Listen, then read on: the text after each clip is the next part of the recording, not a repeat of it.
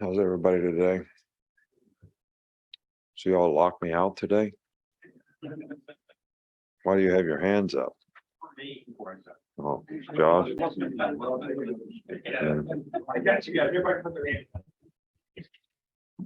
Well, I think there's a lot to learn, from this last game. I think number one, it's not just about playing hard. I think our guys played hard in the game. They persevered in the game in tough circumstances. They overcame adversity. They showed great resiliency. But it's also about playing smart. Having good discipline to execute, focus on what's in front of you and do your job. Not only do your job, but do it fundamentally with the correct technique, whether it's hand placement for offensive linemen, whether it's footwork for defensive backs, whether it's running your feet on contact when you're tackling. All these things are basically, fundamental things that, people have to do every day in practice, all right, so that there aren't bad habits that show up in the game. And I think that's a big lesson for us, to learn. Second thing is what does it mean to be favored by 21 points?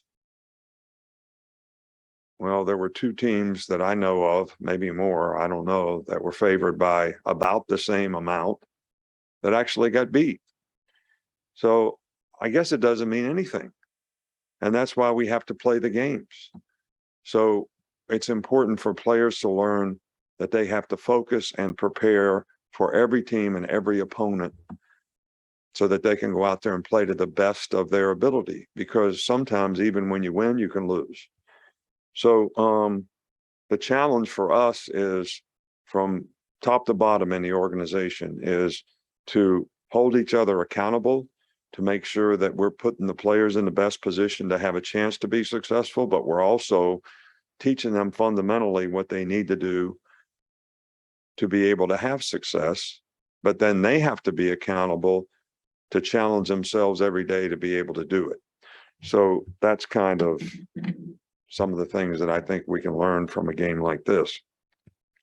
We're really proud of Will Reichert, did a great job, making the winning kick, but also, his performance all day long, whether it was kickoff, field goal, whatever, was pretty stellar. So we're glad that he's SEC Player of the Week. So, ULM, Terry Bowden, this is a well-coached team. I think they're a lot better this year than they were a year ago. I see significant improvement on both sides of the ball. They have a good little quarterback who is athletic and make plays, is a good passer. And, they're playing, good fundamental football on both sides of the ball. We certainly have respect for these guys. I don't forget things. So, I remember when these guys beat us. So I know that our players won't remember that because, history sometimes is not that important. And they were probably only, what would you say, 5, 6 years old, when that happened, but kind of is what it is. After the 15 penalties in the first 3 quarters, what are the points of emphasis going to be this week to clean that up? And what can you guys replicate from the fourth quarter when you didn't have any? What did I just say? I'll repeat myself. Discipline to execute, play smart, make good choices and decisions. That's what we'll do we have officials out there every day. So we get a penalty report every day. Every player is confronted with, you made these penalties, whether it was offsides, pass interference, illegal motion on offense, whatever the penalty is. And those things are always emphasized.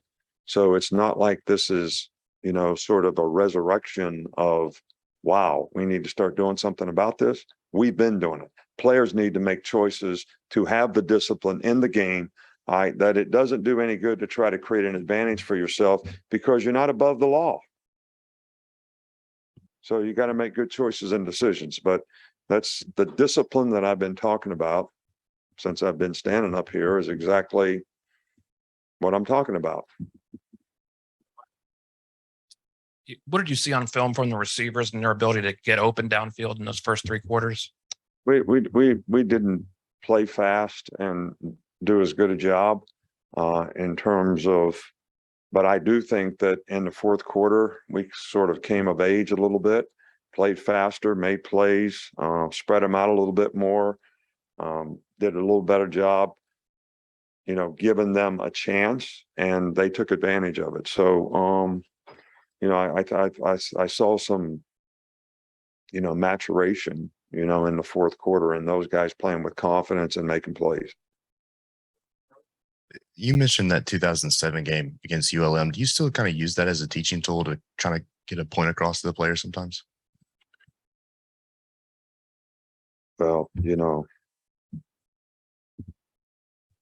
history doesn't seem to be on the forefront sometimes. So, and I do think that, players relate better to things that affect them, which most of them don't remember those types of things. I think, sometimes what happens currently, like what happened last week to a couple teams, maybe something that they can identify with and relate to better. What did you see from the Texas secondary and how they played y'all in coverage to try to get the receivers contained? They didn't do really, they did exactly what we expected them to do. They played the coverages that we expected them to play. Wasn't like we were surprised by anything. I don't think we did a very good job of taking advantage of it. That starts with me and us, as coaches, as well as not executing as well as we need to and playing as fast as well as we need to. And, in some cases, beating man-to-man coverage and, being able to make some explosive plays, giving the quarterback a little cleaner pocket sometimes to be able to make plays down the field. So all these things sort of contribute to doing a little bit better job of being more efficient in the passing game. On Saturday, we didn't get a chance to ask you about the non-safety targeting call with Bryce in the end zone. Now that you have a couple of days to review it, kind of what do you make of that play and how was it explained to you on Saturday by the officials? Well, first of all, the way they called the play, roughing the quarterback with targeting, they can't review roughing the quarterback. It's not reviewable. But they did. So they not only took off the targeting, which there wasn't any targeting. Bryce was not down when he threw the ball. One of their players actually touched the ball, so that didn't make it intentional grounding. And we did have a player in the vicinity. Jason McClellan was in the vicinity. So it never got explained really well. But I'm giving you the facts. So now maybe it just got announced wrong, that it's roughing the passer with targeting. They can review targeting, but not roughing the passer. So I don't know what happened with all that. Kind of is what it is. But I'm not complaining about it. I'm not criticizing anyone. I'm just saying, you asked me what happened, how it got explained to me. That's basically what got explained to me. Coach, you mentioned Eli Ricks's length and his ability to pick things up defensively, but where have you seen him start to get more comfortable in wanting to make an impact? Well, I think that, we go a lot by how players practice. And if players have a good week of practice, think they're ready to play and, they'll go out there and be able to do their job. And I think the other players that they play with also gain confidence in them knowing what they're supposed to do in terms of how focused they are and practicing, getting the game plan right and all that. And we just want to continue to do a good job with him and all the other players that we have on our team to get them ready to play so that they're confident and we're confident that they go in the game, they're going to create value for themselves. Hi, Coach. So I know some coaches out there like to see, a little bit of easier competition as you get your guys comfortable and understand the team a little bit better. But what can you say is the benefit of dealing with the adversity that you guys dealt with playing Texas in the second week and then overcoming it? Well, I think there's a tremendous benefit, for players. First of all, playing on the road in what is a typical SEC environment when you play on the road, playing a team that is the caliber of most of the teams that will play in the SEC. So I think there's a huge benefit, in that. And the fact that there's a lot of lessons that I've already talked about that we can learn, from this experience in terms of staying focused on what's in front of you when you play on the road, and how difficult it is to play well on the road, and being able to overcome those circumstances and still execute and play smart in a more positive way for every play in the game for 60 minutes in the game, which, we were kind of a little bit up and down, back and forth with that, made, more mental errors than what we'll be able to get away with in the future. Wanted to ask you about Terrion Arnold and just, having him come off the bench and really just played a pretty good game in the secondary, especially against Xavier Worthy. Right. Well, we got a lot of confidence in Terrion, but again, we have a lot of competition at that position, and guys need to go out there each and every day and play well in practice. I get a little bit frustrated sometimes, when guys don't do things the way they need to do them in practice, and they're not creating the right habits, because especially in the secondary, there is nobody behind you. If the linebacker misses a tackle, the safety makes the tackle. If the safety misses the tackle, there's nobody there.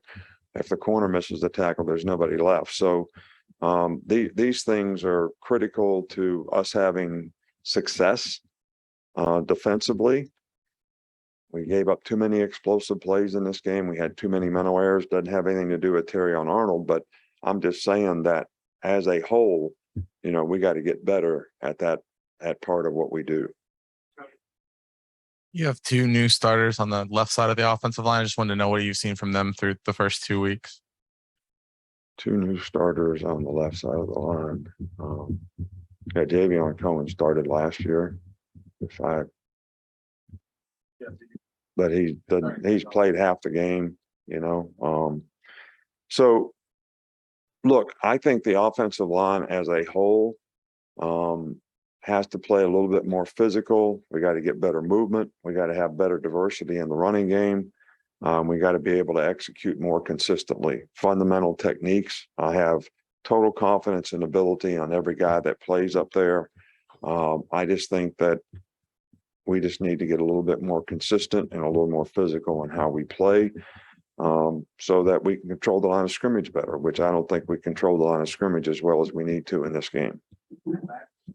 Coach, just want to ask you about mental toughness. Is that something that players just have, or how difficult is it to coach up mental toughness? I think you get mental toughness because things are hard, and you got to embrace hard. I think that's true in your life. I think it's true in football. Tough times make hard people. Easy times make soft people. It's no different in football. If it's hard, you got to embrace hard.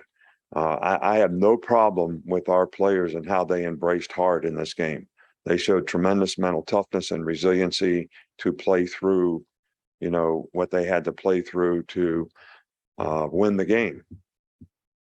We didn't execute like we wanted to, but you can't fault the mental toughness. It was tough circumstances, tough crowd, very hot. We got guys getting cramps and not able to finish the game in some cases.